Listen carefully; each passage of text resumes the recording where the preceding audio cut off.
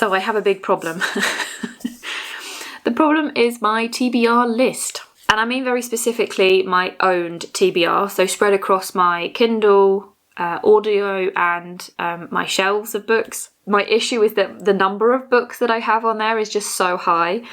It is about 400 books, yes.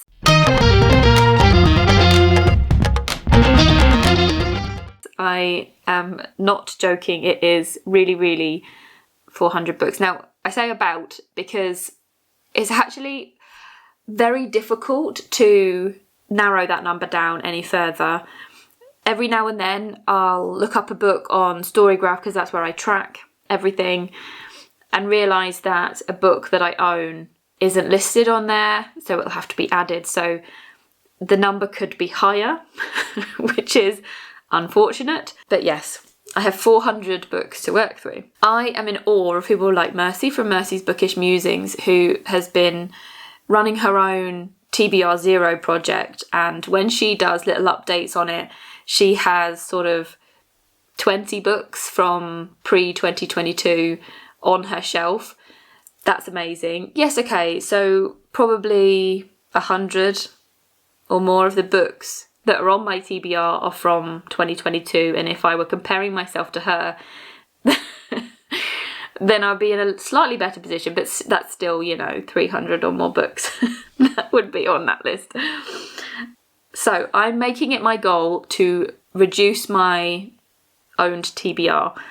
I am unlikely to get rid of any books that I haven't read, because I always think it's often the books that you're least excited about, or that you know the least about, or that you just are worried aren't going to be for you, that end up being my favourite books. So I wouldn't get rid of books based on me fearing that I'm not going to enjoy it. But obviously it's not going to be a quick job, but I do want to read all of the books that are on my TBR.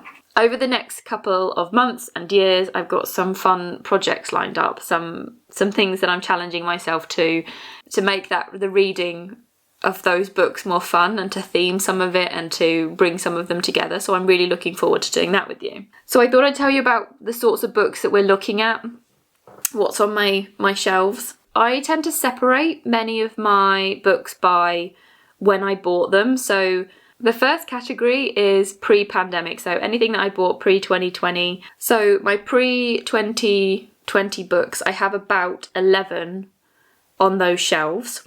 Some of them are non-fiction, some are classics, and then often I have things like folktale and myth and legend collections on there, which I just haven't gotten around to reading.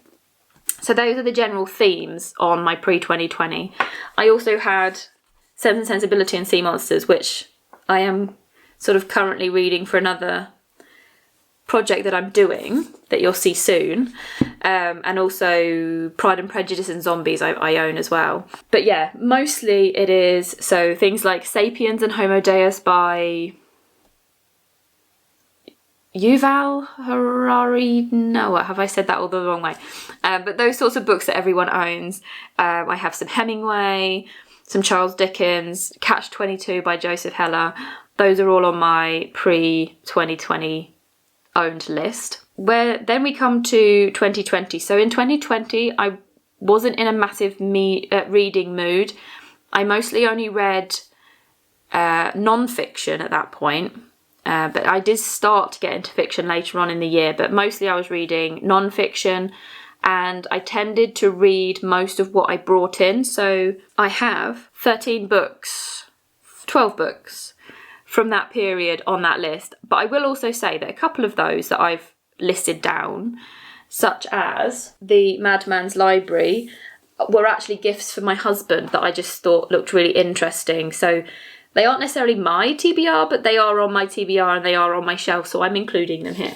Most of my non-fiction that I haven't read relates to art, photography, and things like that, because that's what I'm really interested in as well. So there's only a couple of fiction books on here. We have The Girl with the Louding Voice by Abby Durray, How Long Till Black Futures Month, which is a collection of short stories by N.K. Jemisin, My Uncle Oswald by Roald Dahl, and Austerlitz by W.G. Siebold. So not too many fiction on that list, but that's where we are. We then come to 2021, when my fiction reading really blossomed again. I won't go through everything that's on here because there's loads, but it is a mixture of things that I saw on BookTube that I was like, oh, I really want to read that. So there's quite a lot of, say, popular things like A Little Life, How to Kill Your Family, The Maidens, Felix Ever After. Like, we've got quite a few of books that are like that, where I've seen them everywhere and then I've added them to my list. I also went through a phase of buying fairy tale retellings because I was really into that idea, so there's quite a few of those on there. In terms of genres that I'm often likely to pick up, dystopia, especially feminist dystopia. It's just my favourite genre. I just love reading dystopia fiction. Like Brave New World is one of my favourite books. I loved The Children of Men by P.D. James. When I was younger, I loved The Hunger Games. There's just so many that I love. But anyway, as I say, I'm not going to go through it because there's loads. There's absolutely flipping loads. But yeah.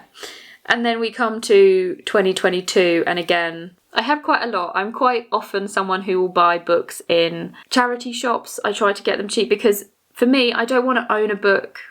I don't want to buy a full price book or buy a special edition unless I know that I really love the book. So I will make a list of books that I'm interested in, and then if I see them in charity shops, I often go on the clearance section on Waterstones and see what's being cleared at a very low price. So for instance, this book, You Will Be Safe Here by Damien Barr, I got for about £2 off of Waterstones, because often they're not necessarily bad books, they're just books that haven't had the publicity, whether that's just because they weren't picked up by BookTok or BookTube, or whether it's because the publishing house didn't put in the money to marketing it the way other books are. So often you can get some absolutely amazing books that people haven't heard of through that. So I have quite a few on there from that. I thought I'd mention how I make my lists of books. So as I said before, I did go through a phase of buying fairy tale and myth retellings, so I have a fair few of those. And whilst I don't actively look for that now, if I see that it's something like that, it does pique my interest somewhat. Another reason that a book might be on my list is that I'm really interested in English literature as a study subject. I personally had a bad experience of learning English literature at school. The books that I learned were really dry, really not geared up for enthusing a teenager to be interested in English literature. But now as an adult, I am interested. And so I have been through the syllabi for the different exam boards, and I've made a note of all the books that can be studied for the exams.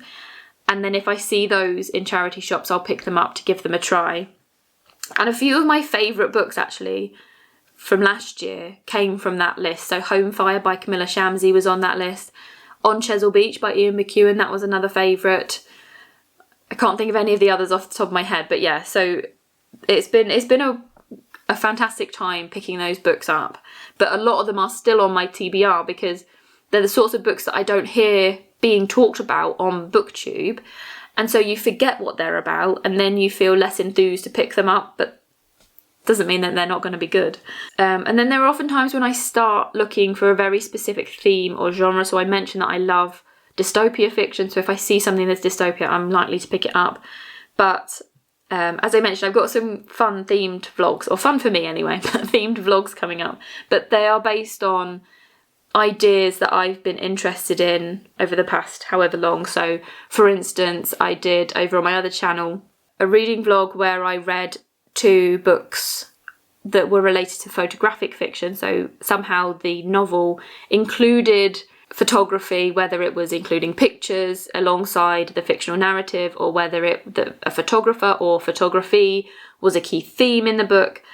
I still have quite a few books from that idea that I would like to read that are on my shelves, which I may pick up again soon, but I have quite a lot of plans coming up. And then book subscription boxes.